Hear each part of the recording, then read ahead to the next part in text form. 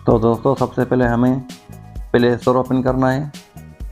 उसके बाद अपने प्रोफाइल पर क्लिक करेंगे और यहाँ पर आके सेटिंग पर क्लिक करेंगे। अब नेटवर्क प्रेफरेंस, तो अब इसको आस्क मी एवरी टाइम पर सेट करेंगे। अब दूसरी सेटिंग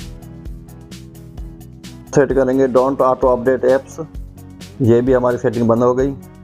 अब तीसरी सेटिंग है डोंट ऑटो प्ले वीडियो, इसको भी हम बंद करेंगे। तो ये हमारी तीनों सेटिंग बंद हो चुकी है। अब हमारी जो ऑटो अपडेट सेटिंग है वो तकरीबन बंद हो चुकी है। अब आपकी बैटरी भी बचेगी और आपकी डेटा भी बचेगी।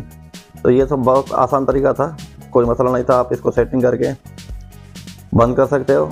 अगर ज़रूरत पड़े किसी चीज़ की तो दोबारा इसको आप ऑन कर सकते हो। कोई चीज़ समझ में ना आई हो तो कमेंट करके पूछ सकते हो। अगर वीडियो पसंद आई तो लाइक करें, शेयर करें और सब्सक्राइब करना ना भूलें। मिलते हैं अगली वीडियो में नई टॉपिक के साथ। तब तक के लिए अल्लाह हाफिज़।